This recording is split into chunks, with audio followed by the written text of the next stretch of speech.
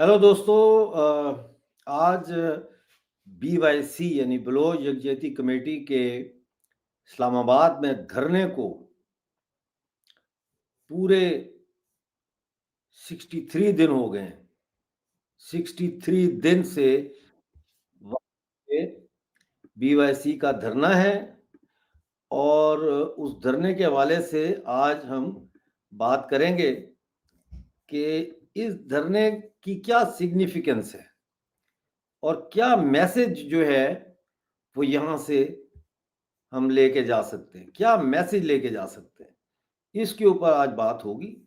और आप लोग जुड़ रहे हैं हमारे साथ, बहुत अच्छी बात है। और राजेश जी आपको भी नमस्ते, बहुत शुक्रिया, आप पहले से ही जुड़े हुए हैं।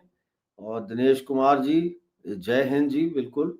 और सारे दोस्त जुड़ रहे हैं। मेरी गुजारिश होगी कि चैनल को ज्वाइन करें, सब्सक्राइब भी करें, लेकिन ज्वाइन करना बहुत ज़रूरी है चैनल को। जैसे राजेश साहब ने ज्वाइन किया हुआ है, तो हम उम्मीद करते हैं कि दिनेश कुमार साहब भी चैनल को ज्वाइन करेंगे। और एजुकेशन इन्फो साहब वालेकुम सलाम, आप भी ज्वाइन करें चैनल को प्लीज़। जितना ज्वाइन करेंगे उतनी हमारी स्ट्रेंथ में जाहिर है कि इजाफा होगा।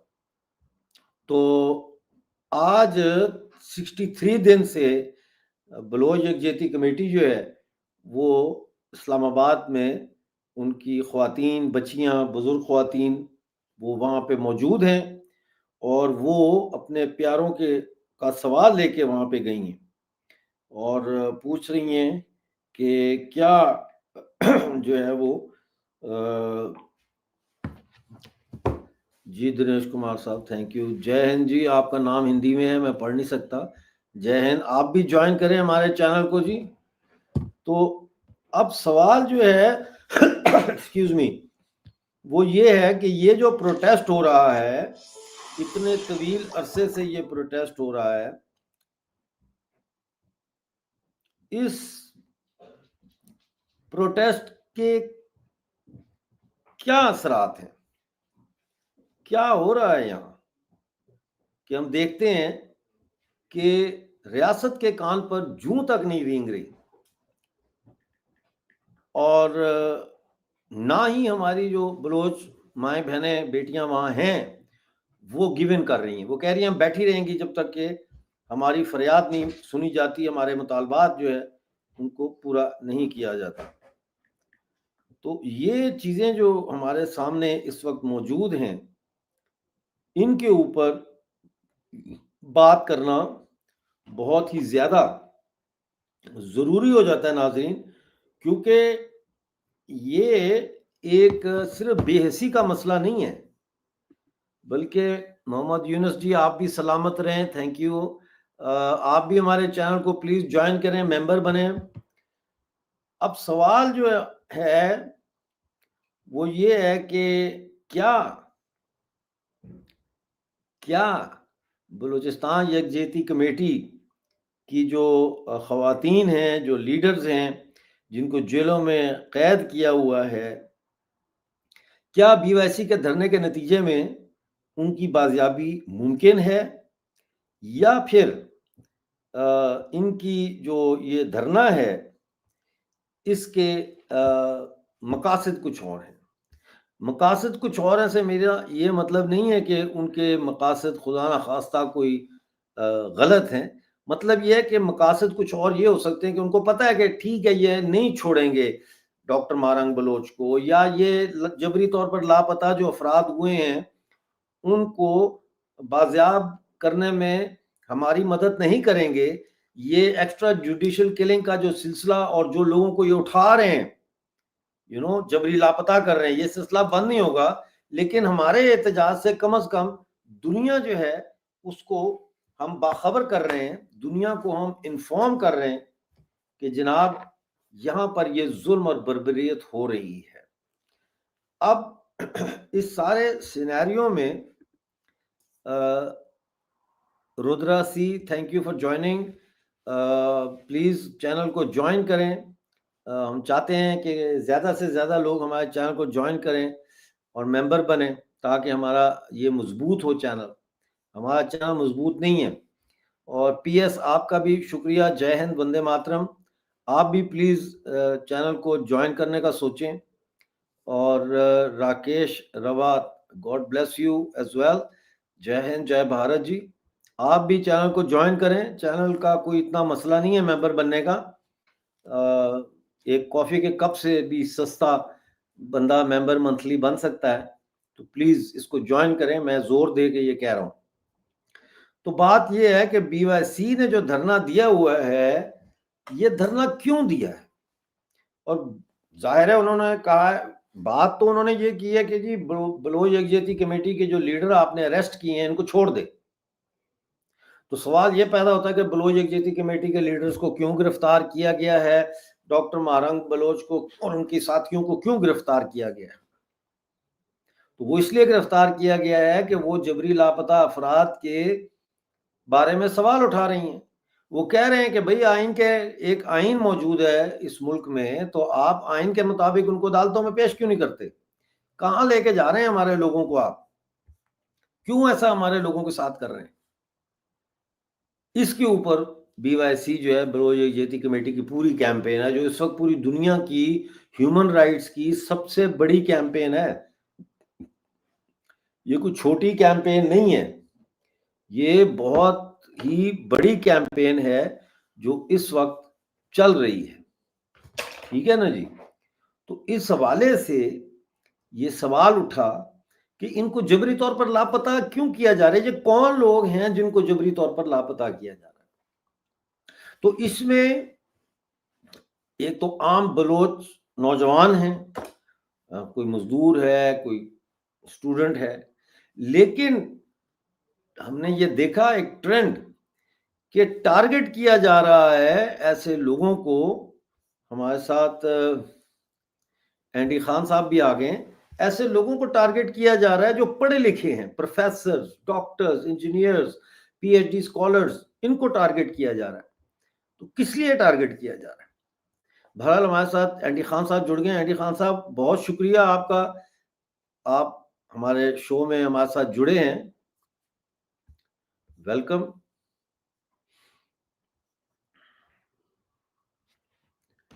اینڈی خان صاحب، میری آواز آ رہی ہے آپ کو؟ جی ڈاکٹر صاحب، thank you for having me. Oh you most welcome. Thank you for joining sir. ہمارے لیے دیکھیے بڑی بات ہے. ڈاکٹر صاحب، یہ جو آپ کا جب میں انٹر ہوا تو میں نے آپ کا کامنٹ سنا کہ جو پڑھے لکھے لوگ ہیں ان کو ٹارگٹ کیا جا رہا ہے. ڈاکٹر صاحب، کسی بھی تحریک کو اگر تو فسطائی قوت جب ختم کرنا چاہتی ہے نا، تو سب سے پہلے اس تحریک کے سوچ سمجھ رکھنے والے اور اسٹریٹجی بنانے والے دماغ کو ختم کرتی ہے. اور اس لیے پڑھے لکھے لوگ مارے جاتے ہیں. یہ ہم نے تاریخ میں پیچھے اگر آپ کو یاد ہو، جب کراچی کے اندر ٹارگٹ کلنگ شروع ہوئی تھی تو تب بھی مرنے والے کون تھے؟ پڑھے لکھے لوگ تھے، بیوروکریٹس تھے، وکیل تھے، ڈاکٹرز تھے جو مارے گئے. تو ہمیشہ جو ہے نا، وہ کسی بھی تحریک کو جب آپ نے ختم کرنا ہوتا ہے تو اس کو ختم کرنے کے لیے فسطائی قوتوں کا ہتھیار جو ہے وہ سب سے پہلے اس تحریک کے دماغ کو، اس کی سوچ کو ختم کرنا. And that's what they are doing. وہ اس برین کے پیچھے جا رہے ہیں جس برین کے پیچھے یہ تحریک کھڑی ہوئی ہے، جہاں سے وہ سوچ نکل کے آ رہی ہے، وہ سوچ کو ختم کر رہے ہیں. پہلے وہ سوچ ختم کریں گے، پھر اس کے بعد جو لوگ اس تحریک کے ساتھ کھڑے ہوئے تھے، اس سوچ کے ساتھ کھڑے ہوئے تھے، انہیں ختم کیا جائے گا.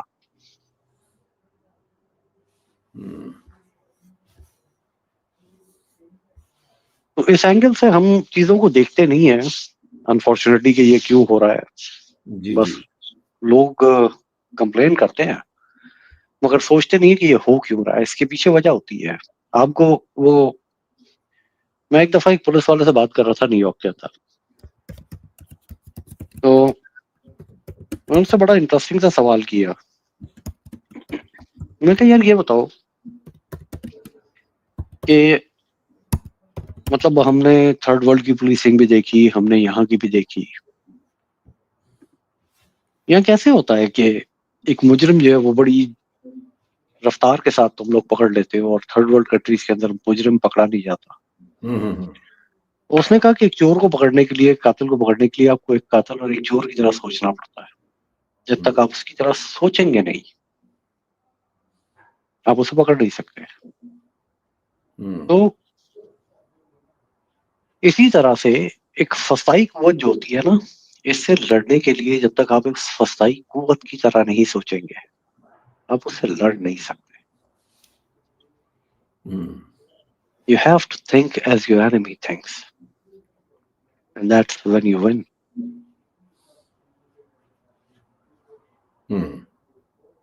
تو یہ جو بی وائی سی کا دھرنا ہے 63 days ہو گئے ہیں آج, اس کو آپ کیسے دیکھ رہے ہیں؟ آئی مین اس کے کوئی ملنے نہیں گیا, کوئی جو ہے وہ پنجاب کی جسے کہتے ہیں کہ پبلک بھی ان کے پاس نہیں گئی, سرکاری لوگ بھی نہیں گئے, پنجاب کی سیاسی پارٹیوں کے لوگ بھی نہیں گئے, بائیں بازو کیا دایاں بازو بھی نہیں ان کے پاس جا رہا. تو وہ پھر بھی خواتین بیٹھی ہوئی ہیں, بچیاں ہیں, عورتیں ہیں, بزرگ خواتین ہیں. تو یہ کیوں بیٹھی ہوئی ہیں؟ کیا ان کو پتا ہے کہ یہ امید کرتی ہیں کہ یہ جو ان کے بیٹھنے سے یہ ڈاکٹر مارنگ بلوچ کو چھوڑ دیں گے یا لوگوں کو جبری طور پر لاپتہ کرنا بند کر دیں گے, یا ایک سمبولک جیسچر کے طور پر بیٹھی ہوئی ہیں؟ یہ ایک سمبولک جیسچر ہی بن کے رہ گیا ڈاکٹر صاحب, اس سے زیادہ نہیں ہے. دیکھیں پاکستان جیسا ملک جہاں جب تک سڑک کے اوپر ٹائر نہ جلیں احتجاج ریکارڈ نہیں ہوتا, احتجاج ریکارڈ پہ ہی نہیں آتا. جس ملک کی پالیٹکس کے اندر وائلنس انڈکٹ ہو چکی ہے وہاں نان وائلنٹ پیسفل پروٹیسٹ, دھرنا میرے لیے ایک جوک فار می. 159 دن کا دھرنا دیا تھا عمران خان صاحب نے, کیا کر لیا تھا؟ کیا نکال لیا تھا اس کے اندر سے؟ کچھ نہیں نکال سکے. تو آپ دھرنے دیتے رہیں, بیٹھ جائیں بھوک ہڑتال کے اوپر بیٹھ جائیں کہ نو بڈی کیئرس. انسانی جان کی جہاں جس معاشرے میں قیمت نہ ہو نا سر, جی جی جی, یہ جب بڑی انسانی جان کی کوئی قیمت نہیں رہتی تو پھر احتجاج شاید معنی نہیں رکھتے ہیں. They don't matter. یہ بیکار کی باتیں ہوتی ہیں. تو آپ کا یہ کہنا ہے کہ بی وائی سی جو دھرنا دے رہی ہے یہ بیکار کی جو ہے یوزلیس اسٹریٹجی, اسٹریٹجی نہیں ٹھیک. اچھا, ویسے تو بی وائی سی کا بڑا کام ہے, انہوں نے پوری دنیا میں بلوچ مسنگ پرسنز کا اور ایکسٹرا جوڈیشل کلنگ کے مسئلے کو بہت اجاگر کیا ہے. ان کی ایک کنٹریبیوشن بالکل کیا ہے, مطلب انٹرنیشنلی بھی. ڈاکٹر صاحب کیا دیکھیں, ریاست مجھ پہ ظلم کر رہی ہے, میں اسے چھوڑ کے اس ریاست سے بڑے ظالم سرپرست کے پاس جا کے التجا کر رہا ہوں کہ مجھے اس ریاست سے بچاؤ, جو اس ریاست کا سرپرست ہے. ہاں, میں بارہا اپنی گفتگو کے اندر یہ بات کہہ چکا ہوں کہ پاکستان بنا نہیں تھا, بنایا گیا تھا. جی بالکل ایسا ہی. یہ بائی ڈیزائن ہے جو اس خطے کے اندر, اس خطے کو توڑ کے اس کے 3 ملک بنائے گا نا, یہ بائی ڈیزائن ہے. اس کے پیچھے کچھ وجوہات تھی, جی جی, اس کے پیچھے کچھ ریزنز تھے, کچھ خواہشات تھی, ایک خفیہ ہاتھ تھا جو یہ کام ہوا, اور اب یہ ہو گیا. So now we have to live with it. جی جی, جب یہ ہو گیا ہے تو now we have to live with it. تو اب اسے ایسے دیکھیے کہ جن قوتوں نے اس ملک کو بنایا تھا ہم جا کے ان قوتوں سے کہیں کہ اسے توڑ دو, اور وہ مان لیں گی. یہ تاریخ کے ساتھ یا قوموں کے ساتھ تو چھوڑ دیجیے, اپنے ساتھ بھی ایک مذاق ہے. یہ انٹرنیشنل قوتوں کی ہم بات کرتے ہیں جو دنیا کے اندر استعمار کے بانی ہیں, ان سے آپ اپیلیں کر رہے ہیں. جو صرف ایک ملک کے تیل کے اوپر قبضہ کرنے کے لیے اس ملک کے اوپر قبضہ کر لیتے ہیں.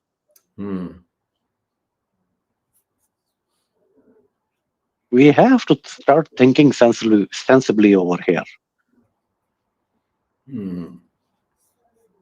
تو آپ یہ جو دھرنا ہے اس کا کیا دیکھ رہے ہیں؟ یہ چلتا رہے گا، ختم ہو جائے گا، کوئی آئے گا؟ دیکھیں آپ اس ملک میں 100 دن تو کیا 100 سال کا دھرنا دے لیجیے. اچھا 3 نسلیں لگتی ہیں 100 سال کا دھرنا دینے میں. اب 100 سال کا دھرنا دیجیے، نتیجہ کچھ نہیں نکلے گا. تو نتیجہ کیسے نکلے گا پھر؟ یہ بھی تو بتائیں، نتیجہ کیسے نکلے گا؟ دیکھیں نا، دیکھیں ریسنٹ ایگزامپل ہے آپ کے سامنے، بندوقیں بھی اٹھائی ہوئی ہیں، نتیجہ تو پھر بھی نہیں نکل رہا نا. ریسنٹ ایگزامپل ہے آپ کے سامنے بنگلہ دیش کی. جی 1971 70 جو ہے وہ ایک لذک ایگزامپل کہ بندوقیں چلی تو پھر جواب میں بندوقیں چلی. انقلاب خون مانگتا ہے، اور تھوڑا سا نہیں بہت سارا مانگتا ہے.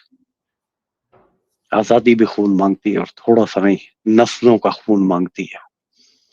بالکل. انگریزوں کے خلاف جب شری چندر سبھاش بوس نے تحریک شروع کی تو انہوں نے پہلی تقریر کا پہلا جملہ یہ کہا تھا، تم مجھے خون دو میں تمہیں آزادی دوں گا. صحیح فرمایا آپ نے. اور نسلیں لگی ہیں 1857 سے شروع کیجئے 1947 90 سال 90 ایئرس. جی بالکل. تو ابھی تو یہ تحریک نوزائیدہ ہے. اچھا ابھی تو ماؤں نے وہ بچے نہیں پیدا کیے جس پوری ایک نسل نے اس ریاست سے نفرت کرنی ہے.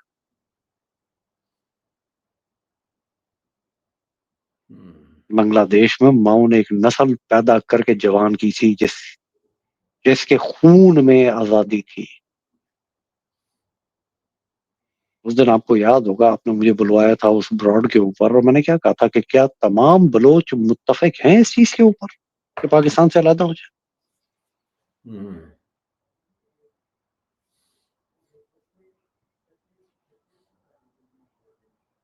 جو آج بلوچستان کا وزیر اعلیٰ کیا وہ بلوچ نہیں ہے؟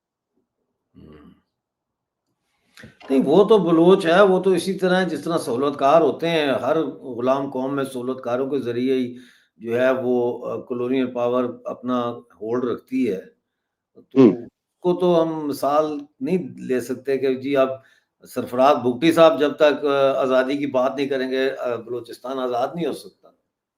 یا تو سرفراز بھگٹی یہ کہتے ہیں نا کہ میں بلوچ نہیں ہوں. Let's see that way. اس کو اس کانٹیکسٹ میں دیکھیے نا کہ وہ تو پہلے ڈسون ہو جائیں، مان لیں اس بات کو کہ میں بلوچ نہیں ہوں. وہ بلوچ ہو کے اگر استعمار کے ایجنٹ ہے تو قوم میں ڈیوائڈ موجود ہے نا ڈاکٹر صاحب. یہ تو نہیں ہے کہ نہیں ہے. آج حالات بدل گئے ہیں بنگلہ دیش کے اندر. وہ لوگ آ کے بیٹھ گئے جو کبھی جن کے باپ دادا اور چاچے تائی جو تھے وہ الشمس البدر کے گنڈے تھے، وہ آ کے آج وہ اقتدار میں بیٹھے ہوئے ہیں. تو یہاں تو پہلے ہی الشمس البدر کے گنڈے جو ہے وہ اقتدار میں بیٹھے ہوئے ہیں. ریاست کی فنڈڈ ڈیتھ اسکواڈ سرفراز بھگٹی چلاتا ہے.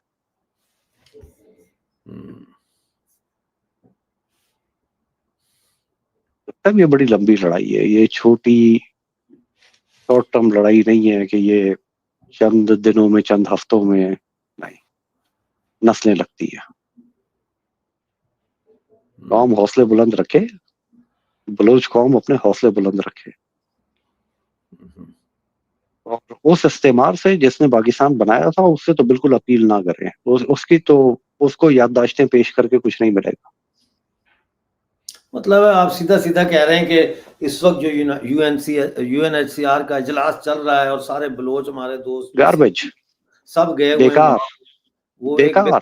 ہاں، یہ تو بلوچ رہنما جو وہاں پہ ہیں، جرنلسٹ ہیں، بلال بلوچ، انہوں نے بھی میرے شو میں کہا ہے کہ یہاں یہ بالکل بیکار ہے یہاں پہ، کیونکہ وہ کہہ رہے تھے کہ جن کے آگے ہم جا رہے ہیں وہ وہی ہیں جو ظلم کر رہے ہیں، وہ اس کے ممبر ہیں بورڈ کے. بالکل بالکل،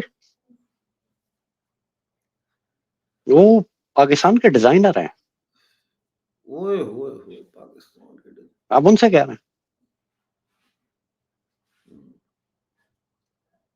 یہ جو تم نے ڈیزائن کیا تھا، جو تم نے بنایا تھا، وہ پاکستان ہم پہ ظلم کر رہا ہے، ہمیں بچاؤ. وہ آپ کو بچانے آئیں گے. جب تک قومیں اپنے ساتھ ایسے مذاق کرنے بند نہیں کرتی نا، دیکھیں اللہ بخشے، دادا جی کے منہ سے ایک جملہ سنا تھا میں نے، زندگی بھر یاد رہے گا مجھے. بات ہو رہی تھی فلسطین کے اوپر. وہ فرماتے ہیں کہ فلسطین تب تک آزاد نہیں ہوگا جب تک فلسطین کو کوئی مخلص لیڈر نہیں ملے گا.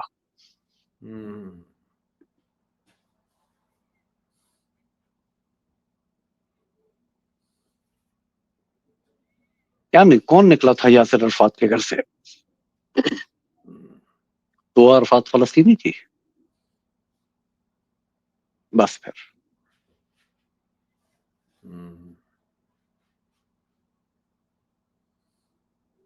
جب تک قوم اس پلیٹ فارم کے اوپر بلوچ قوم اکٹھی نہیں ہوگی، جب تک بڑا مشکل.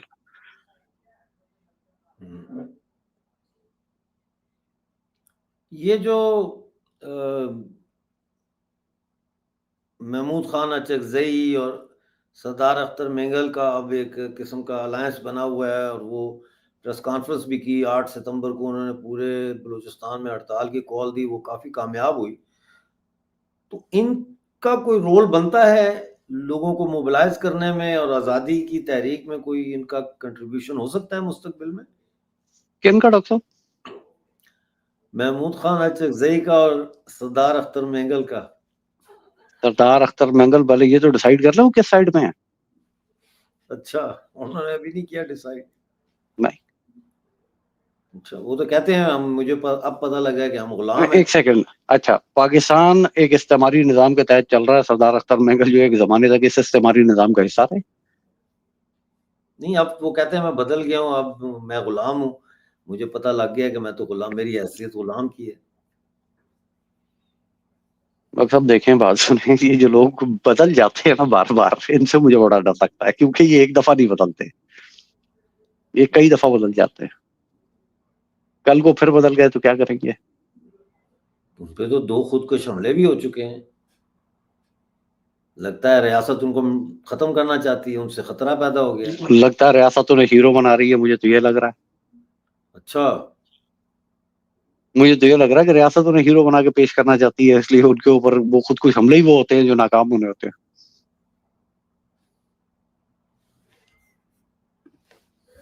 That's how I see things. میرا اینگل ہمیشہ چیزوں کو دیکھنے کا مختلف ہوتا ہے، اور آپ کو اس چیز کو بہت اچھی طرح سے اندازہ ہے. جی جی بالکل. آپ جو ہوتے ہیں نا وہ بال کھڑے ہو جاتے ہیں آپ کی باتیں سن کے. میں ان اینگل سے دیکھ ہی نہیں سکتا دنیا کو جس سے آپ اور باقی دنیا دیکھ رہی ہوتی ہے نا، میرے لیے بڑا مشکل ہوتا ہے.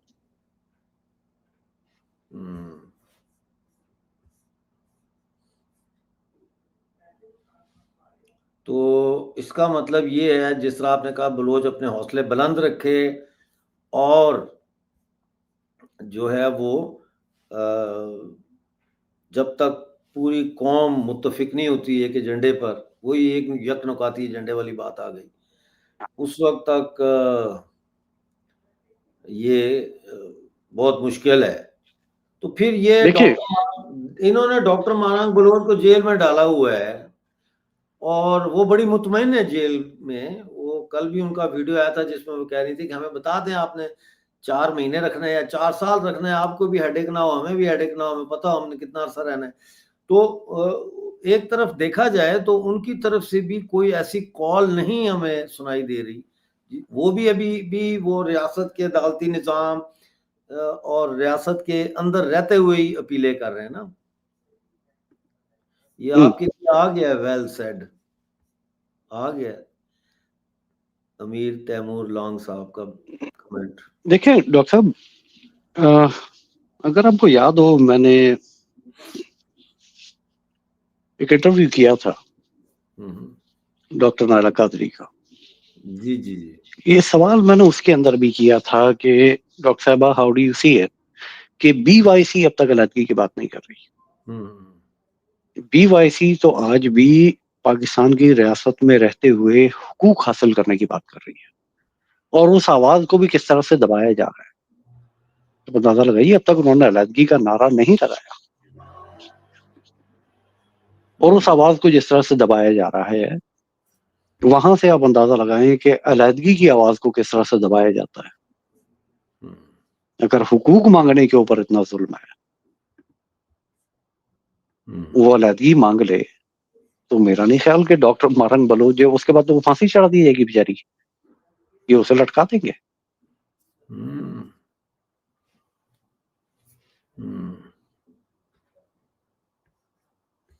تو چیزوں کو ان کانٹیکسٹ میں لیجئے جو اس کے ریئل کانٹیکسٹ ہیں, اس کے اندر ان کو دیکھنا شروع کیجئے, پھر آپ کو اندازہ ہوگا. بھارت کیوں نہیں سپورٹ کر رہا اوپنلی؟ بھارت کیوں خاموش ہے؟ دیکھیں ڈاکٹر صاحب میرا اس کے اوپر ایک اپنا تھیسس ہے, آئی ایم سوری ٹو سے دیٹ, بہت سارے لوگ اس سے ایگری نہیں کرتے, مگر بھارت کے اپنے اندر 17 آزادی کی تحریکیں ہیں, 17 علیحدگی کی تحریکیں بھارت کے اندر. میری اور بات پھر اس کے ساتھ کہ بلوچستان اگر آزاد ہوتا ہے تو اسے بھارت کو خطرہ ہوگا کیونکہ یہ پھر پورے برصغیر میں نئی ریاستیں بن جائیں گی. دیکھیں اس کے اوپر ایک لومنگ ڈینجر ہے آپ کے اوپر, ایک نیا استعمار, ایک نئی امپیریل پاور جو اس ریجن کے اندر کھڑی ہو رہی ہے, جسے ہم چائنا کے نام سے جانتے ہیں. پاکستان کو تو سائلنٹلی ٹیک اوور کر چکے ہیں, پاکستان کو سائلنٹلی ٹیک اوور کر چکے ہیں. آج ان کی ڈکٹیشن بہت سارے اداروں کے اندر آتی ہے اور ان اداروں کی پالیسیز اس ڈکٹیشن کے حساب سے ہی بنائی جاتی ہیں. آج ان کی فوج جو ہے وہ گوادر ایئرپورٹ کے اندر کھڑی ہوئی ہے. اچھا, تو پاکستان کو وہ سائلنٹلی ٹیک اوور کر چکے ہیں اور ان کے بارڈر ڈسپیوٹس ہیں انڈیا کے ساتھ. جی جی, اس انڈیا کی بات ہو رہی ہے جس میں 17 علیحدگی کی تحریکیں موجود ہیں. میرا تھیسس یہ ہے کہ یہ خطہ اگر بیلکنائز ہوا نا تو بچے گا کوئی بھی نہیں. ادھر دوسری طرف آپ چلے جائیے, گریٹر بنگال کی بھی ایک تحریک ہے, آن دی ادر سائڈ وہ موجود ہے. اور وہ سوچ جو ایک زمانے سے حسینہ واجد کے دور میں سوئی رہی, سامنے نہیں آئی, وہ سوچ اب پھر سامنے آنی شروع ہو گئی ہے. یہ قطع کلامی معاف, یہ ذرا میں عبدالجلیل اور جہانگیر بلوچ صاحب کا جواب دے دوں سوال کا. بار بار پوچھ رہے ہیں زہری پہ کس کا کنٹرول ہے. بھائی زہری پہ ابھی تک تو بلوچ سرمچاروں کا ہی کنٹرول ہے پوری تحصیل پہ, لیکن وہاں جٹ طیاروں کے ساتھ جو ہے بہت سخت بمباری ہوئی ہے کل, تو اس کے بعد سے ابھی تک کوئی خبر نہیں آئی. جیسے ہی آئے گی تو آپ کو پتہ ہی ہے میں فوری طور پر پروگرام کرتا ہوں اس پہ. جی اینڈی ڈاکٹر صاحب یہ نیوز بھی آپ کے ساتھ شیئر کی تھی نا کہ ایک corps commander Peshawar, corps commander Quetta, operational commanders اور جی ایچ کیو انکلوڈنگ بالکل بالکل chief of the air staff, ہاں ایک ویڈیو کانفرنس ہو رہی ہے. ہاں جی بالکل. اور اس کے نتائج اب آپ کو نظر آنے شروع ہو گئے. اگر زہری کے اوپر کل بمبارڈمنٹ ہوا ہے دین جی یو ہاں, نو کہ کیا ہوا. جیٹ طیاروں کے ساتھ وہاں پہ بہت سخت بمباری ہوئی ہے, اس میں ڈرون اسٹرائک ڈرونز بھی استعمال ہوئے ہیں. جی اس سے میں اویئر تھا کہ یہ ہونا ہے آگے جا کے, یہ چند دنوں میں شروع ہو جائے گا اور یہ شروع ہو رہا ہے. تو یہ علیحدگی کی تحریک کو دبانے کی آواز, علیحدگی کی جو آواز ہے اس کو دبانے کی یہ کوشش ہے. واپس آتا ہوں اپنے ٹاپک کی طرف جس کے اوپر میں بات کر رہا تھا کہ ایک لومنگ ڈینجر انڈیا کے اوپر موجود ہے چائنا کی شکل میں, جس کے ساتھ ان کے بارڈر ڈسپیوٹس ہیں. 17 علیحدگی کی تحریکیں بھارت کے اندر موجود ہیں. یہ خطہ اگر ٹوٹنا شروع ہوا نا تو یہ بیلکنائزیشن پاکستان تک نہیں رکے گی. یہ پھر پورا خطہ بیلکنائز ہو کے اپنے اصل کی طرف واپس چلا جائے گا. اور وہ پھر ایک میپ ہے جو میں نے آپ کے ساتھ شیئر کیا تھا 1870 سم تھنگ کا, ایسٹ انڈیا کمپنی نے جو پہلا میپ ایشو کیا تھا ہندوستان کا, اس میں ہندوستان کے کتنے ٹکڑے ہیں وہ آپ بھی دیکھیے اور میں بھی دیکھتا ہوں. صحیح بات ہے.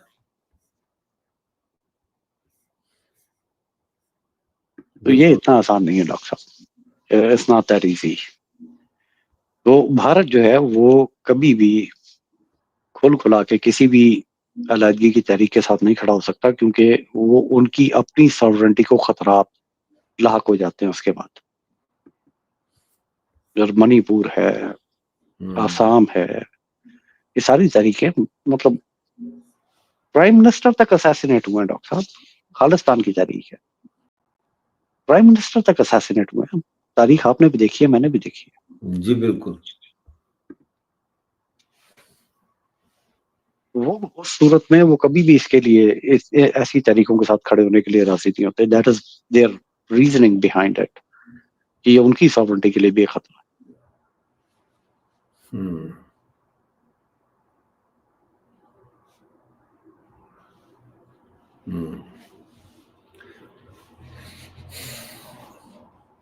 اس کا مطلب ہے یہ سلسلہ چلتا رہے گا. مجھے ٹینشن یہ ہے کہ ٹینشن نہیں، پریشانی ہوتی ہے کہ یہ بیچاری خواتین وہاں بیٹھی ہوئی ہیں، ٹھیک ہے نا.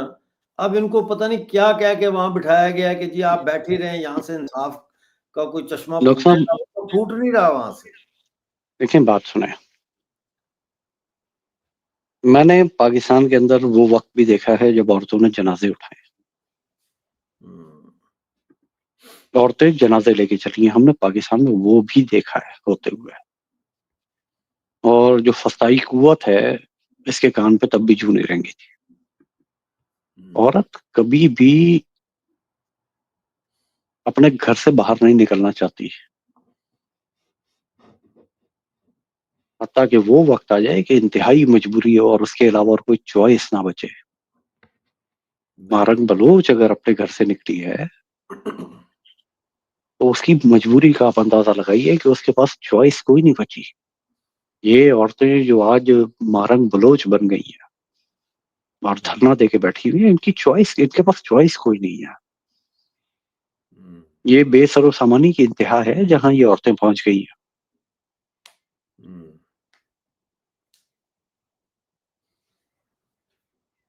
مگر کیا ریاست، جس کے لیے کبھی ایک پاکستانی پولیٹیشین نے کہا تھا کہ ریاست ہوگی ماں کے جیسی، اعتزاز ہے. اسٹیج پہ کھڑے ہو کے تقریر کی تھی، کیا ریاست اس ماں کا کردار ادا کر رہی ہے جس کی اس سے امید یا توقع لگانی چاہیے؟ وہ تو نہیں ہو رہا نا ڈاکٹر.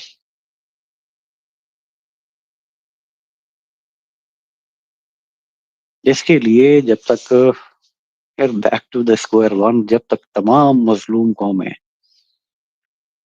سندھ سے کراچی تک، کراچی سے بلوچستان تک، بلوچستان سے کے پی تک، کے پی سے گلگت بلتستان تک، اور گلگت بلتستان سے آزاد کشمیر تک تمام مظلوم قومیں اکٹھی ہو کے جدوجہد نہیں کریں گی، ریاست کے کان پہ جو نہیں رہیں گی.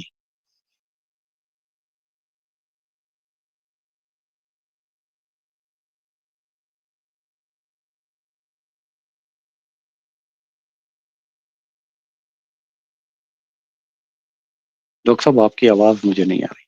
آئی کینٹ ہیئر یو. تو آپ کے کہنے کا مقصد یہ ہے، میں سمجھا ہوں، آپ مجھے میری اصلاح کر دیجیے گا اگر میں غلط سمجھا ہوں، کہ پورے پاکستان کے ہر کونے سے لوگ جب تک اکٹھے ایک ٹائم پہ اس ریاست کے خلاف نہیں نکلیں گے، اس وقت تک جو ہے وہ بہت مشکل ہے کہ حقیقی تبدیلی کی طرف کا سوچا بھی جا سکے. بالکل. دیکھیں، میں کل یہ آپ کے لیے کمنٹ آیا ہے پرانے ماتھر جی کا.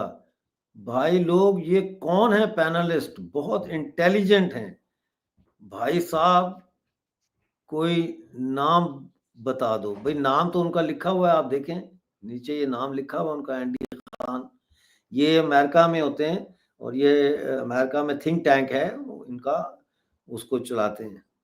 یہ ہماری بڑی عزت افزائی ہے کہ یہ ہمارے چینل پر آ جاتے ہیں، ہم ان سے سیکھتے ہیں، بلکہ بہت سارے لوگ ان سے سیکھتے ہیں. جی اینڈی خان صاحب. مطلب میں کل سن رہا تھا ایک انٹرویو تھا، کوئی ڈاکٹر افشاں لطیف ہیں پاکستان، ان کو میں سن رہا تھا. انہوں نے بڑی ایک خوبصورت بات کہی. انہوں نے کہا اگر 1 ملین لوگ 10 لاکھ اگر اسلام آباد میں آ جائیں تو کیا حکومت کتنی دیر سروائیو کرے گی؟ یہ 15 منٹ کا کھیل ہے. اگر 1 کروڑ بندہ پورے پاکستان سے اکٹھا کر کے اسلام آباد میں لا کے کھڑا کر دیا جائے نا، 15 منٹ ریاست گھٹنوں پہ ہوگی. مگر 1 کروڑ بندہ اکٹھا کرنا مشکل ہو گیا. ٹھیک ہے ڈاکٹر صاحب، یہ جب استحصالی نظام قائم کیا جاتا ہے نا تو اس کے ساتھ اور بہت کچھ اٹیچ ہوتا ہے. اسے بائی ڈیزائن کسی بھی ریاست کے اوپر امپلیمنٹ کیا جاتا ہے. جب تک وہ اس طرح سے امپلیمنٹ نہ ہو وہ نظام قائم نہیں رہتا، وہ کام نہیں کرتا. میں اسے جناح کا پاکستان نہیں مانتا. میرے لیے یہ بھٹو کا پاکستان ہے. جناح کا پاکستان 1970 میں ٹوٹ گیا تھا. اچھا اچھا اچھا. جناح کا پاکستان 1971 میں 70 میں ایک دفعہ پھر رونگٹے کھڑے ہو گئے، ایبلیٹریٹ ہو گیا. اچھا او مائی گاڈ، یہ بالکل آپ نے صحیح بات کی ہے. اس سے تو یہ جو پاکستان ہے یہ ذوالفقار علی بھٹو کا پاکستان ہے. اب اس پاکستان کو جناح کے پاکستان سے ذرا کمپیئر کیجئے تھوڑا سا، پھر آپ کو سمجھ میں آئے گی کہ اسے سسٹمیٹیکلی برباد کیسے کیا گیا، اس نظام کو ان لوگوں پہ مسلط کیسے کیا گیا. ہم ان ڈیٹیلز میں کبھی نہیں جاتے، ہم نہیں دیکھتے تاریخ کی طرف. اس ملک کا، اس کی تاریخ کا سب سے بڑا صنعتی انقلاب جو ہے وہ ایوب خان کے دور میں آتا ہے. بالکل آتا ہے، بالکل. اس پاکستان میں یہ حال ہے کہ جتنی عوام ہے اس سے زیادہ نوکریاں ہیں. کوئی بھوکا نہیں مر رہا تھا اس ملک کے اندر، ہر شخص کو نوکری مل رہی تھی. تعلیمی معیار جو آج ہے ایوب کے دور میں اس سے 100 گنا بہتر تھا. ہم پڑھے ہیں نا، ایوب کے دور میں ہم نے بھی تعلیم حاصل کی ہے. بہت اعلیٰ تعلیم تھی، بڑا زبردست سسٹم تھا، اسکولوں کا نظام بہت بہترین تھا، ٹیچرز بہت قابل تھے. جی ٹیچرز بہت قابل تھے. اچھا، ایوب چلا جاتا ہے، خانہ جنگی ہوتی ہے، ملک ٹوٹتا ہے. پھر وہ ایک ہارا ہوا بھٹو، بڑا مزہ آتا ہے جب یہ جملہ کہتا ہوں. وہ لوگ جنہوں نے الیکشن کے نتائج ماننے سے انکار کر دیا تھا وہ اس ملک کی حکومت پہ قابض ہوتے ہیں. پھر 73 کا یہ گاربیج آئین پاکستان کے اوپر مسلط کیا جاتا ہے ان نااہل ترین لوگوں کی طرف سے جن میں کوئی قابلیت نہیں تھی. یہاں سے اس استحصالی نظام کی ابتدا ہوتی ہے. 73 کا آئین استحصالی نظام کی ابتدا ہے. اب آگے چلتے ہیں. بھٹو نے کیا کیا؟ دیکھیں، جب کسی معاشرے کو آپ نے برباد کرنا ہوتا ہے، جب کسی سوسائٹی کے اندر آپ نے مذہبی انتہا پسندی کو امپلیمنٹ کرنا ہوتا ہے تو آپ کو 3 چیزیں چاہیے ہوتی ہیں، 3 ایلیمنٹس ہیں اس کے. وہ امپلیمنٹ کر دیجئے، آپ کو مذہبی انتہا پسندی، جہالت اس معاشرے پر راج کرتی نظر آئے گی.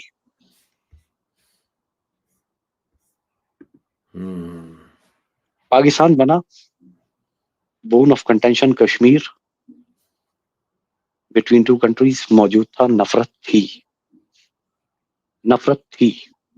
اب 2 ایلیمنٹس باقی تھے نا معاشرے کو برباد کرنے کے لیے. 2 ایلیمنٹس اور چاہیے تھے، بھٹو دیتا ہے. 2 ایلیمنٹس کون سے ہیں؟ بھوک اور جہالت. جی، بھوک اور جہالت. بھوک اور جہالت.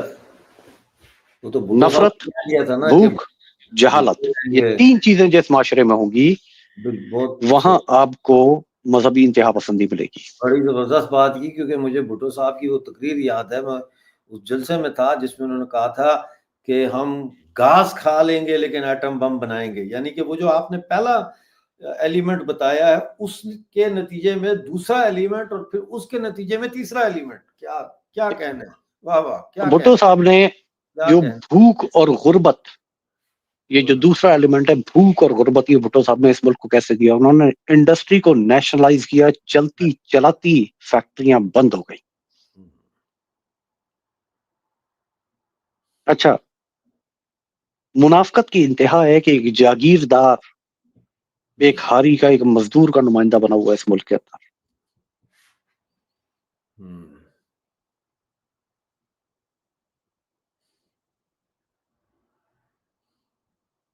یہاں سے شروع ہوئی غربت اور بھوک. جب لوگ بے روزگار ہوئے، ملک کی معیشت تباہ ہونی شروع ہوئی. پھر بھٹو نے اسی نیشنلائزیشن کے اندر اس ملک کے اسکولوں کو نیشنلائز کیا. ہوئے ہوئے ہوئے کیا کہنے، تعلیم کا بیڑا غرق کر دیا. بالکل. جن اسکولوں کے اندر بینچز لگی ہوئی تھی، ڈیسک لگی ہوئی تھی، وہاں ٹاٹ بچ گئے. بالکل تباہ ہو گیا تعلیمی نظام. جہالت دے دی اس نے. اب نفرت، غربت، جہالت تینوں ایلیمنٹ موجود ہیں. اب استحصال کی چکی چلنی شروع ہوئی، یہ قوم برباد ہونی شروع ہوئی. آج آپ کے سامنے کیا ہے پاکستان میں؟ سر تن سے جدا، فلانا کافر، فلانا کافر، فلانا کافر، فلانا کافر، سارے کافر. مسلمان ہے کوئی بچا کوئی؟ اسلام کا تو پہلے ہی بیڑا غرق کر چکے تھے. پھر سونے پہ سہاگا، بچی کچی کسر رہ گئی تھی، وہ ایک شخص جس کو کبھی اپنی ذات سے آگے نظر نہیں آیا، وہ منحوس مردود انسان ضیاء الحق، وہ مسلط ہو گیا اس ملک کے اوپر. اس نے جو بچی کچی کسر تھی اس نے تباہی پھیر دی. کرپشن پہلے بھی تھی، مگر باضابطہ کرپشن ضیاء کے دور سے شروع ہوتی ہے پاکستان میں. Organise corruption. اس بےغیرت نے صحافیوں کو پلاٹ بانٹے کہ اس کے قصیدے لکھیں. اسلام آباد جیسے اس کے باپ کی جاگیر تھا،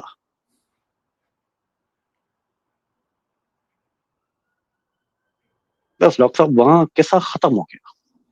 ضیاء کے بعد قصہ ختم ہو گیا.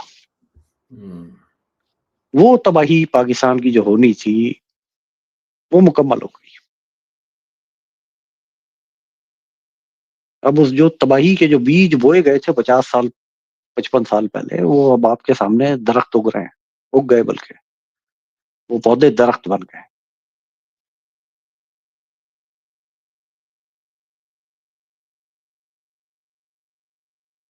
ڈاکٹر صاحب آپ کی آواز پھر نہیں آ رہی مجھے. میں نے کہا اور وہ پھل بھی زہریلا ہی دے رہے ہیں. ہاں، وہ پھل بھی زہریلا ہی دیں گے آپ کو. زہر ہی دو گے، زہر بو گے تو زہر ہی نکلے گا نا یار. وہ کیا خوب جملہ کہا تھا حسن نثار صاحب نے کہ کیمے کی مشین میں ایک طرف سے سور ڈالو گے تو دوسری طرف سے بکرا تو نہیں نہ نکلے گا. سور گیا، سور ان سور آؤٹ.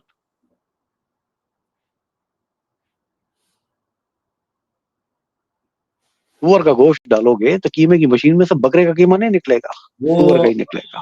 رودرا سی جی کہہ رہے ہیں کہ کوئی انسان ہی نہیں بچا، مسلمان تو بہت دور کی بات ہے.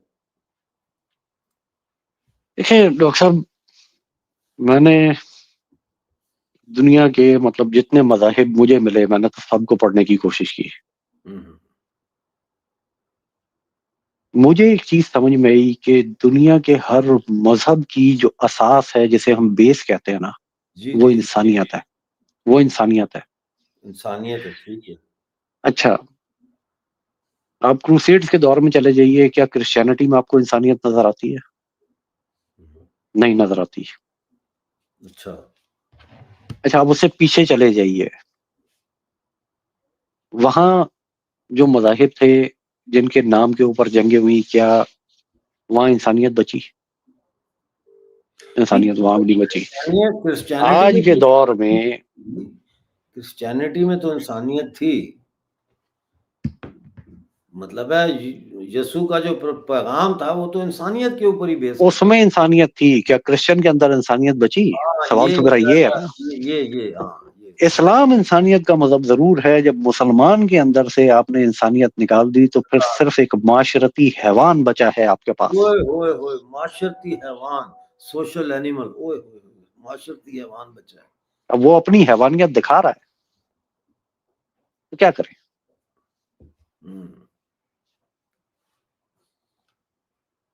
دنیا کا ہر مذہب انسانیت کے اوپر بیس کرتا ہے, مگر اسے ماننے والوں کے اندر انسانیت نہیں ہے.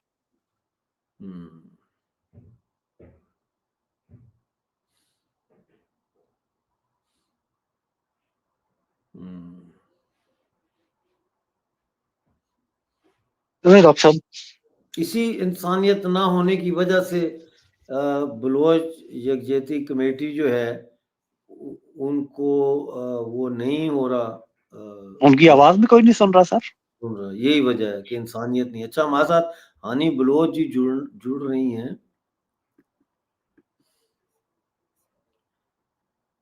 They will need to connect mic. ہو گیا جی, بہت شکریہ آپ کا ہمارے ساتھ جڑی ہیں. السلام علیکم.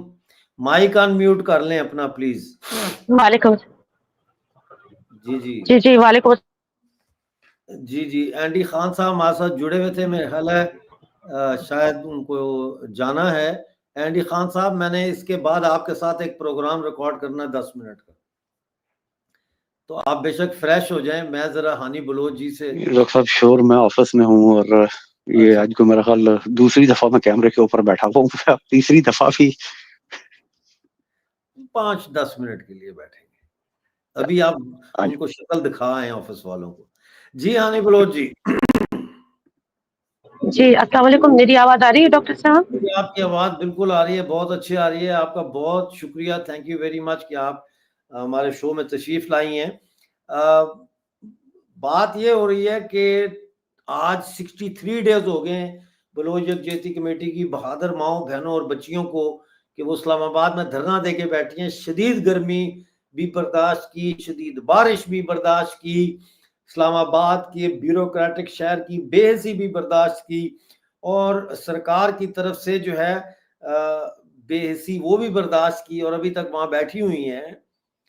تو سوال یہ پیدا ہو رہا ہے کہ یہ کب تک بیٹھی رہیں گی, اور اگر ان کے بیٹھنے سے لاپتہ افراد کا مسئلہ حل نہیں ہو رہا, یا ڈاکٹر مہارنگ بلوچ کو جیل سے رہا نہیں کیا جا رہا اس دباؤ کے تحت جو وہ پیدا کر رہی ہیں, تو کیا اس کی اب صرف ایک سمبولک میننگز رہ گئے ہیں؟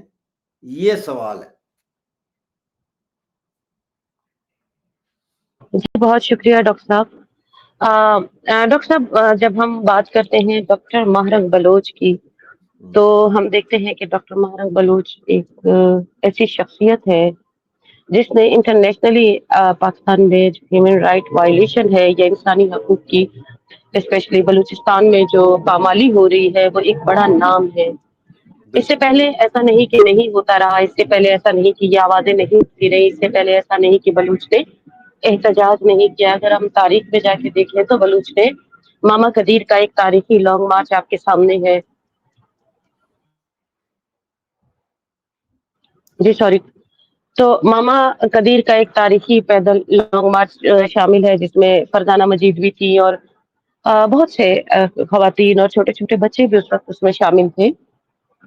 ایک ریکارڈ لانگ مارچ تھا, دنیا نے اس کو بھی دیکھا. دیکھیے چیزیں اسٹیپ بائی اسٹیپ آگے بڑھتی ہیں نا. جب آپ تحریک چلا رہے ہوتے, آپ ایک پہلا, میں ہمیشہ کہتی ہوں, ایک پہلا قدم اٹھاتے ہیں, پھر آپ دوسرا, پھر تیسرا, اور اس طرح آپ کی آواز مضبوط سے مضبوط تر ہوتی چلی جاتی ہے. تو ڈاکٹر مہارنگ بلوچ, میں سمجھتی ہوں ان کی آواز ان تمام آوازوں کا ایک نچوڑ ہے جو انسانی حقوق کی پامالیاں پاکستان میں بلوچ قوم کے ساتھ ہوتی رہی ہیں. اگر آپ یہ دیکھیں کہ ہم کہتے ہیں کہ ایک جو انسانی حقوق پر بات کرنے والے لوگ ہوتے ہیں, وہ جب کسی ایک ریاست کے حوالے سے بات کر رہے ہوتے ہیں, وہ ریاست آپ کو پتہ ہے, اس ریاست میں پشتون بھی اسی طرح مظلوم ہے, مہاجر بھی اسی طرح مظلوم ہے, سندھی بھی اسی طرح مظلوم ہے, کشمیری بھی اسی طرح مظلوم ہے.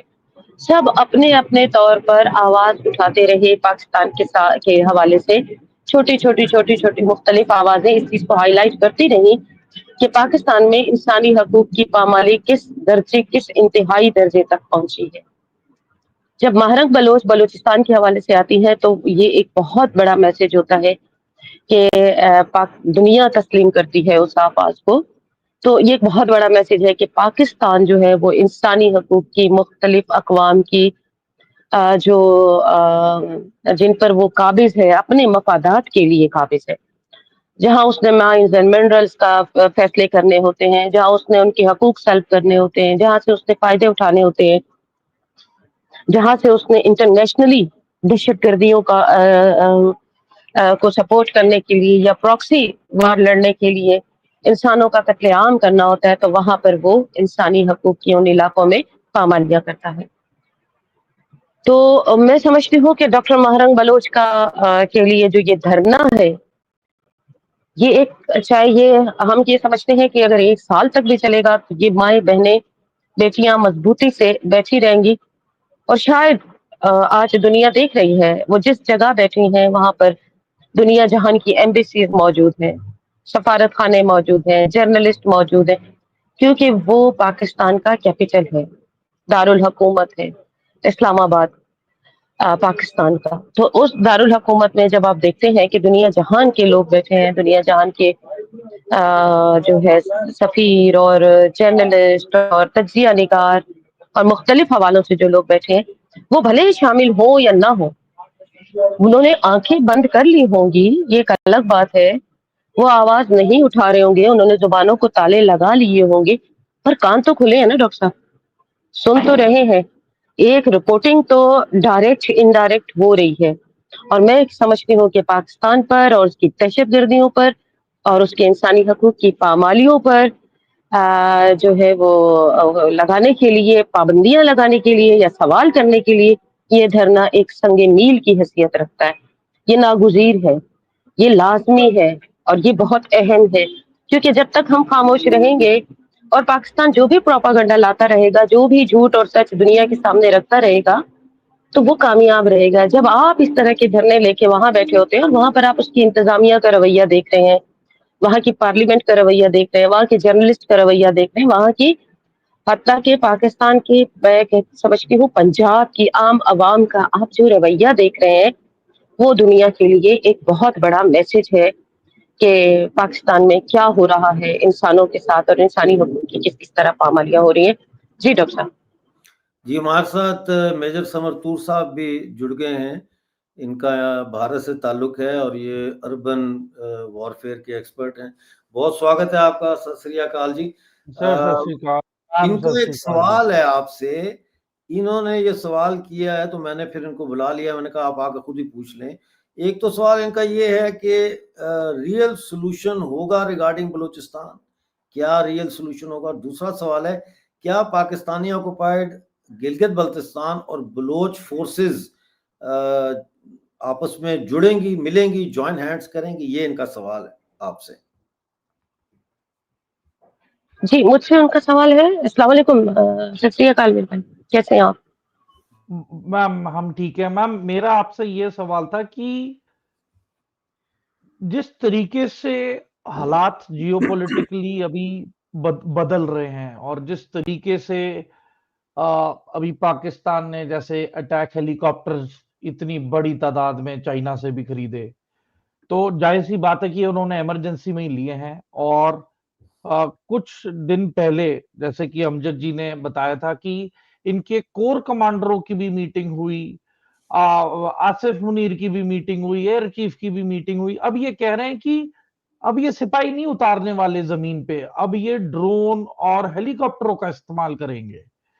تو میم میں آپ سے یہ سوال کرنا چاہتا ہوں کہ اس کا ایکچوئل سولوشن کدھر ہے؟ کہ سپورٹ کیا افغانستان اوپنلی آگے آئے گا یا پھر پاکستان آکوپائڈ گلگت بالٹستان کی فورسز اکٹھی ہوئیں گی اور اکٹھے ایکٹ کریں گے یہ جو انٹروڈرز ہے پاکستان آرمی اس کے خلاف؟ کیونکہ اس کا رکنے کا نام لے نہیں رہی ہے پاکستان کی فوج.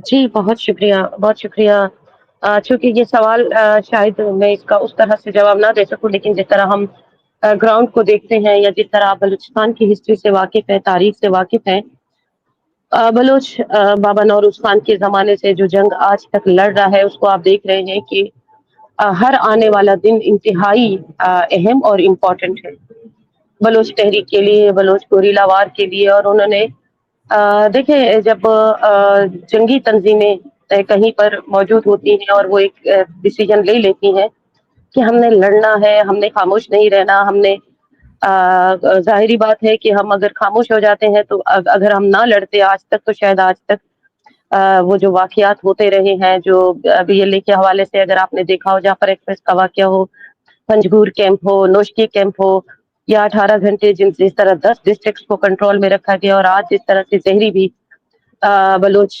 سرماچاروں کے کنٹرول میں ہے، تو یہ آپ ایک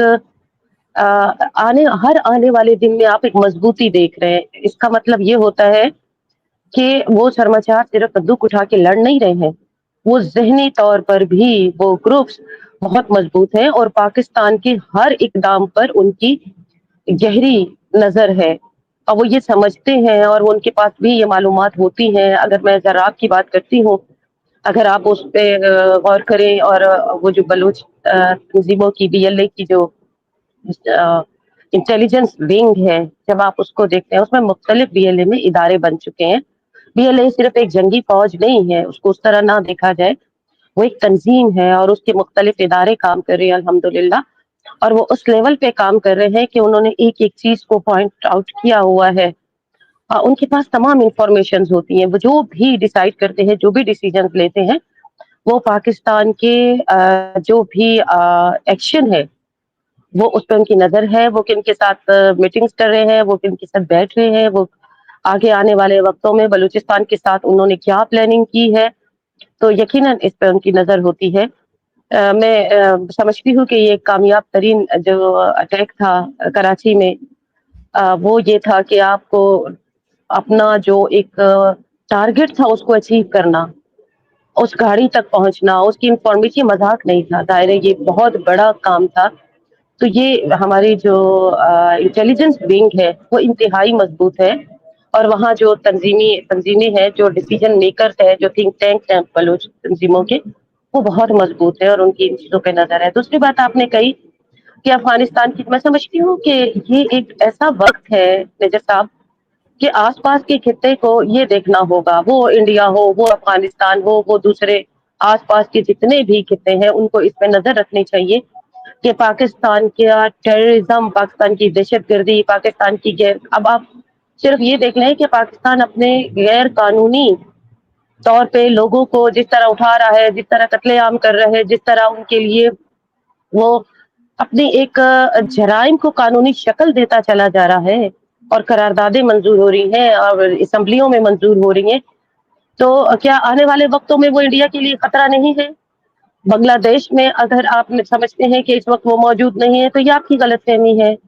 اگر وہ آپ کے جتنی بھی تحریکیں انڈیا میں چل رہی ہیں ان کو سپورٹ پاکستان کی نہیں ہے یا ان کو سپورٹ نہیں کر رہا تو یہ آپ کی غلط فہمی ہے. تو اس ناگ کے لیے دنیا کو خود سوچنا ہوگا کہ بلوچ تحریک کو، بلوچستان کا آزاد ہونا اور بلوچ تحریک کو سپورٹ کرنا کس حد تک ضروری ہے. وہ بلوچستان کی بقا کے لیے نہیں ہے، وہ اپنی بقا کے لیے ضروری ہے، وہ آپ کی بقا کے لیے ضروری ہے، وہ آپ کی سالمیت کے لیے ضروری ہے.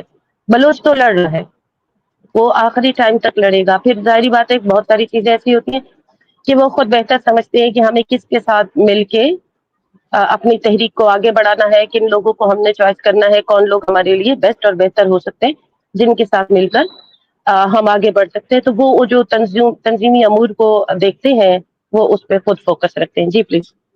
میم میرا ایک اور سوال ہے کہ آپ کو اب جیسے ہر ایک کنٹری میں آپ کی ٹیمز ہیں، تو آپ نے کبھی رشینز کو نہیں اپروچ کیا ہے کہ وہ اوپنلی اگر آپ کی مدد کر سکیں ان کے خلاف، یہ اگریسر جو پاکستان آرمی ہے؟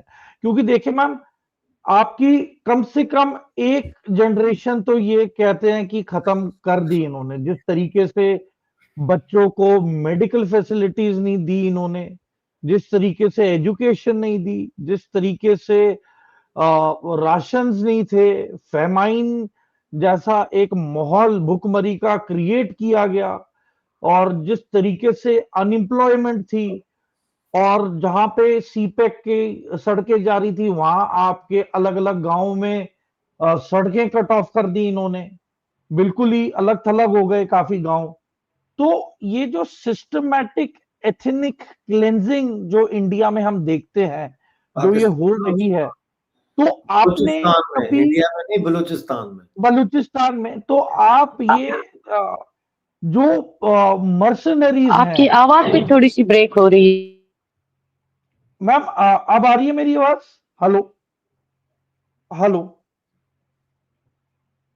जी जी जी, अब हाँ, आपकी आवाज आ रही है जी, तो प्लीज। मैम मैं आपसे ये पूछना चाहता हूं कि कभी बलूचिस्तान ने ये सोचा कि वो रूस के पास एक डेलीगेशन भेजे जो प्रॉपर तरीके से उन्हें प्रेजेंट करें अपना केस, या फिर प्राइवेट मर्सनरी कंपनीज हैं उनको हायर करें ताकि वो ये लड़ाई को और भी इस एक सवाल का लेवल जवाब ऊपर ले जाएं? नहीं है, इस सवाल का हाँ जी जी। जवाब देना जरूरी नहीं है इस प्रोग्राम में, कम से कम। मतलब है ये, तो अब आप ऐसा सवाल आपको करना भी नहीं चाहिए, मशवरा दें ना कि उनसे बात करें, की है या नहीं की है। अच्छा डॉक्टर साहब, मैं इस कह पर रहा ये हूं कि जवाब जरूर आपने देना रशिया चाहूंगी। को नहीं इन्वॉल्व नहीं, किया है मीडिएशन के लिए, मेजर साहब मैं, या आप या सपोर्ट के लिए, यूएन में बात रखने के लिए आगे? जी देखिए मेजर साहब, यहाँ पर मैं आपको एक बात बताऊं कि कभी कभी हम ना हम पता नहीं शायद बहुत ही उस लेवल पर सोचते हैं। बलूच जिस तरह की जंग लड़ रहा है, जिस तरह से आपने बताया ना, जहाँ एजुकेशन नहीं, जहाँ हेल्थ नहीं, जहाँ किसी तरह की फैसिलिटीज एक कौम को नहीं दी गई, उसके माइन मिनरल्स, उसकी जमीन से, उसके जोग्राफिया को मुसलसल यूज किया जाता रहा। तो क्या ये आसपास की अक़वाम की नजर इस कौम की जंगी जो तरीक़ेकार है उस पे नजर नहीं?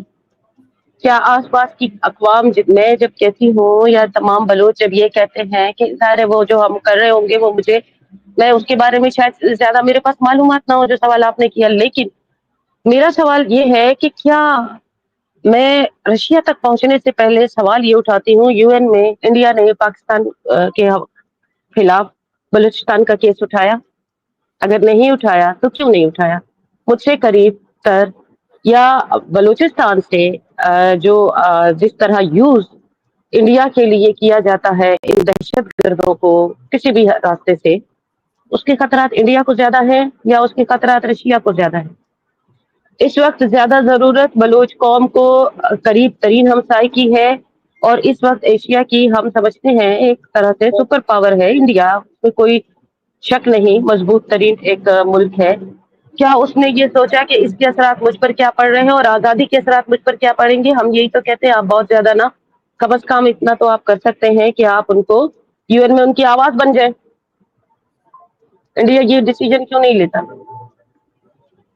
मैम अब मोदी जी ने लाल किले से तो एड्रेस किया है 10 साल जब वो, हाँ, कितने उन्होंने, साल और कितना जाहिर सी बात है कि जी अभी भी बैकडोर डिप्लोमेसी में बलूचिस्तान का जिक्र बार बार हो रहा है, पर यहाँ पे इंडिया को कहाँ पे, एक्चुअली इंडिया पाकिस्तान के मसले की वजह से हमें लगता है कि जो बीएलए को टेररिस्ट ऑर्गेनाइजेशन जो अमेरिका ने घोषित किया है, वो प्रेशर में आके अमेरिका ने किया। क्यों? क्योंकि हमने पहल की कि आप टीआरएफ को टेररिस्ट ऑर्गेनाइजेशन डिक्लेयर करें, तो इंडिया को डायरेक्ट या इनडायरेक्ट तरीके से वो यही एक प्यादा बचा था उनके पास कि वो बीएलए को और बलूचिस्तान को टारगेट करें।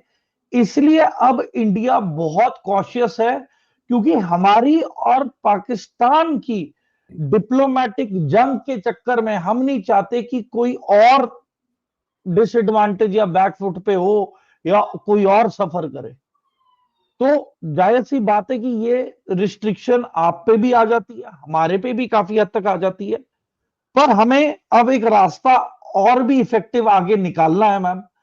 اور وہ مجھے لگتا ہے کہ جب ہم کانفرنسز کریں گے انٹرنیشنلی، آپ کو ریگولر میڈیا میں میم دیکھیں، ایک نریٹو نا بہت ضروری ہے بنانا ان میڈیا، اور یہ میڈیا صرف ابھی ساؤتھ ایشیا میں انڈیا ہی لڑ رہا ہے.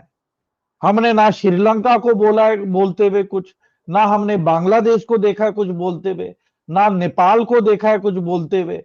تو میم آپ کو ڈیلیگیشنز اپوائنٹ کرنی پڑیں گی، آپ کو فنڈنگ ارینج کرنی پڑے گی. یہ ڈیلیگیشنز کو ایوری کنٹری انہیں جانا پڑے گا اور جینوسائیڈ کے بارے میں بتانا پڑے گا. کیونکہ میم دیکھیں، وہ جو ینگ لڑکے جو آزادی کے لیے لڑ رہے ہیں، ان کی بھی حد بندیاں ہیں، ان کی بھی لمیٹیشن ہے. کیونکہ روز روز تو کوئی ریکروٹ کر نہیں رہا ہے کہ کوئی روز آ کے آزادی کی لڑائی لڑے.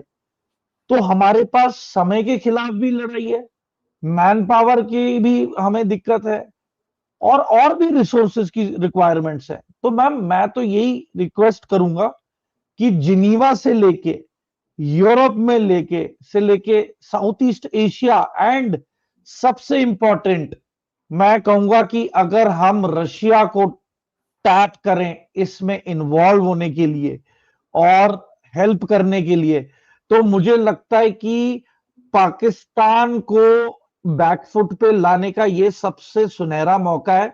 کیونکہ اس کے علاوہ میم مجھے دکھ نہیں رہا اور کوئی آلٹرنیٹو. کیونکہ آج کی تاریخ میں آپ غازہ دیکھ لیں، پورا غازہ تباہ ہو چکا ہے، پر دنیا کی آنکھیں نہیں کھلی آج تک.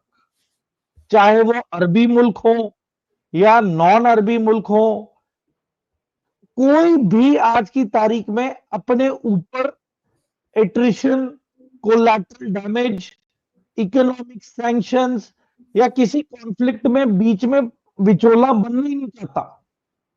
مطلب کوئی کسی کو بولتا نا ان دونوں کے بھی صلح کرا دو، وہ کہتے ہیں ان کی صلح کے چکر میں بھی تباہ ہو جاؤں گا، میں دور ہی رہتا ہوں. تو ایک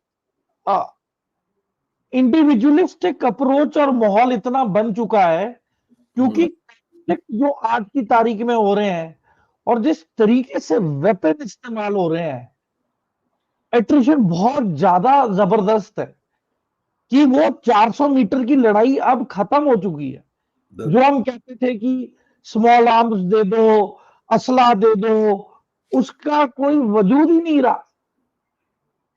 تو میم دیکھیں، یا تو اپروچ چینج کرنی پڑے گی، کیونکہ صرف سمال آرم کے ساتھ تو کوئی بات نہیں ہونے والی. یا تو ڈرونز اکوائر کریں، ہائی ٹیک اکوپمنٹ اکوائر کریں، لانگ رینج ویپنز اکوائر کریں.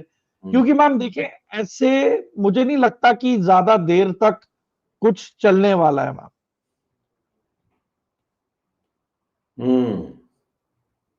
ہمیں پریکٹیکل اپروچ لینی پڑے گی. میں یہ باتیں اچھی ہیں کہ یس ہم سب کو سولوشن بھی چاہیے، پر پریکٹیکلٹی سولوشن کی دیکھنی بہت ضروری ہے، ان ڈیپتھ انالیسس.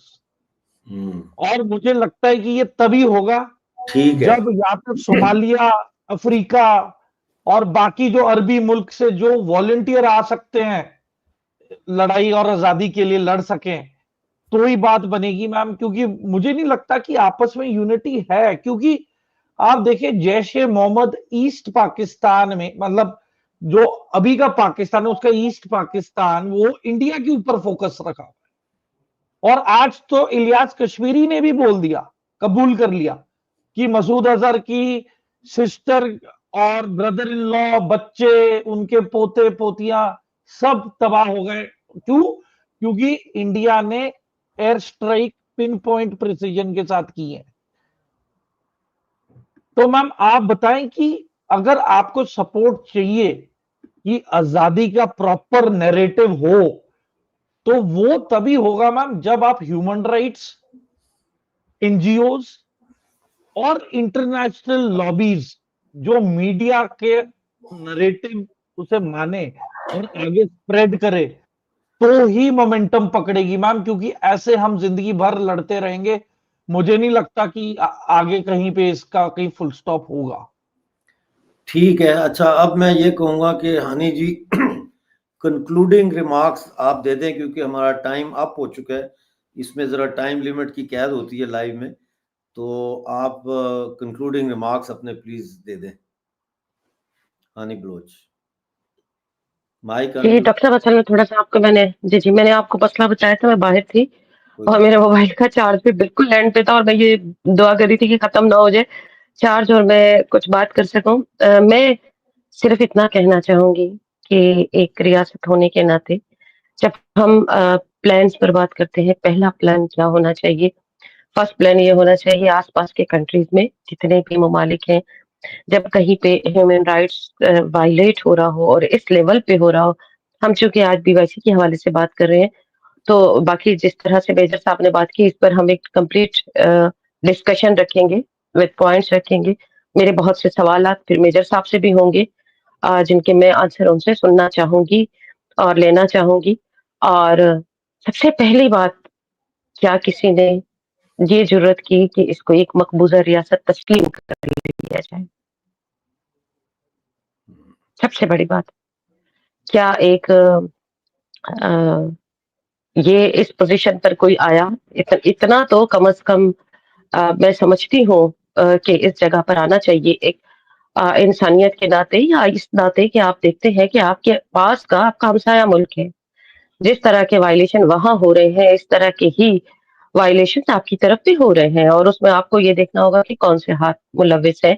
ان کو کمزور کرنے کے لیے آپ کو سب سے پہلے اپنے ٹارگٹ کو دیکھنا ہوگا کہ میرا ٹارگٹ کیا ہے. کیا میں اس سانپ کو میں بڑا مختصراً کہوں گی, سانپ کو دودھ پلا رہا ہوں, یا میں یہ چاہتا ہوں کہ وہ سانپ موجود رہے, ادھمرا رہے. میں اسے مارنے کی بات بھی کرتا ہوں, لیکن میں یہ نہیں کہتا کہ وہ مر جائے, وہ زندہ رہنا چاہیے, کسی نہ کسی صورت میں اسے موجود ہونا چاہیے. اور وہ اس کی بھی کوئی, میں سمجھتی ہوں اس سے میجر صاحب کے ساتھ اس پہ بڑی ڈیٹیل سے بات کروں گی. ہم ان ساری چیزوں کو دیکھتے ہیں, ہمارے دوستوں کی بھی ان تمام چیزوں پہ نظر ہوتی ہے, کیونکہ میں ایک ایسی جگہ ہوں, مجھے کچھ کوڈ ورڈز پہ بات کرنی پڑ رہی ہے کہ اس سانپ کو دودھ پلایا جا رہا ہے, اس کو مارا نہیں جا رہا. اس کو مار دینا کوئی اتنا مشکل کام نہیں ہے, لیکن اسے کیوں زندہ رکھا جا رہا ہے, یہ سوالات اٹھتے ہیں. پھر میں چاہوں گی کہ ڈاکٹر صاحب سے بھی امید کروں گی کہ اس طرح کا ڈسکشن رکھیں گے جس میں ہم اس پر کھل کر اور ڈیٹیل سے ایک سیر حاصل گفتگو کر سکیں, ایک فروٹفل ڈسکشن ہو جس میں میرے سوالوں کے جواب بھی میں میجر صاحب سے کر سکوں اور میجر صاحب کے کوسچنس کو بھی میں آنسر کر سکوں. تو بڑے اچھے پوائنٹس اٹھائے میجر صاحب نے, لیکن ایک ایسی قوم سے آپ یہ بات کر رہے ہیں جو مسلسل لڑ رہی ہے, جو خاموش نہیں ہوئی, جس کے جو جنگ بھی کر رہی ہے ان حالات میں جہاں اس کو فائنینشلی وہ مضبوط نہیں ہے. اور جس طرح آپ کہہ رہے ہیں کہ کتنی دیر تک لڑا جائے گا, تو اگر وہ 80 سال سے 78 سال سے لڑتے ہوئے آج تک آ رہے ہیں اور اس حد تک مضبوط ہوئے, تو ہم یہ یقین رکھتے ہیں کہ ہماری تنظیمیں, ہمارے جو پلاننگز ہیں وہ قوم کی اس حد تک مضبوط ہیں کہ وہ اگلے 100 سال تک بھی لڑتے رہیں گے. اور یہ جنگ آپ کے مفادات میں ہے, اس جس خطے میں ہم رہتے ہیں اس کے مفادات میں ہے, یا اس جنگ کو ختم ہونا چاہیے اور جہاں جنگ ہو رہی ہے اس کو ایک آزاد ریاست ڈکلیئر کیا جائے. اگر آزاد ریاست نہیں کر سکتے, کم از کم ایک مقبوضہ ریاست ڈکلیئر کیا جائے. شاید جو بات میجر صاحب کر رہے ہیں تو اس کے ہم اس کے بعد اس کے ریزلٹس بہت کچھ ہمیں ملنا شروع ہوں گے. کم از کم کسی قریبی کو یہ ایک تھوڑا سا فیصلہ کرنا ہوگا, جرات کرنی ہوگی, لائن کے اس طرف کھڑے ہونا ہوگا, وہ ہمارے مفادات کے لیے نہیں, اپنے مفادات کے لیے. یہ اس پہ پھر میں بات کروں گی میجر صاحب, جب وقت آئے گا ہم اس پہ بات کریں گے کہ اس میں آپ کے کیا مفادات ہوں گے ہم سے زیادہ. تھینک یو ڈاکٹر صاحب, تھینک یو میجر صاحب, اچھا لگا آپ سے بات کر کے. روز UK ٹائم 2 بجے اور پاکستان ٹائم 6 بجے, انڈین ٹائم 6:30 بجے ڈیلی بیسس پہ ہم بلوچستان کے اوپر لائیو شو کرتے ہیں. تو آپ لوگ کسی بھی وقت جڑ سکتے ہیں, جیسے میجر صاحب آج ہمارے ساتھ جڑے. آپ کا بہت شکریہ ہانی جی کہ آپ نے وقت نکالا, آپ بیزی تھی پھر بھی. میجر صاحب آپ کا بھی بہت شکریہ, ست سری اکال. ملتے ہیں ناظرین آپ کے ساتھ اب کل نئی لائیو میں بلوچستان کی ڈسکشن ہوگی. آج جیسے ہم نے 63 days آف BYC اسلام آباد پر بات کی ہے, اینڈی خان صاحب نے اپنا جو ہے وہ انالیسس دیا ہے, اور ہانی بلوچ نے اپنا انالیسس دیا ہے، اور سمرتور صاحب نے آ کے ہانی جی سے بات چیت کی ہے اور سوالات کیے ہیں جن کے انہوں نے جوابات دیے ہیں۔ ملتے ہیں اگلے شو میں، اس وقت تک کے لیے مجھے اجازت دیجیے اور اپنا بہت سارا خیال رکھیے۔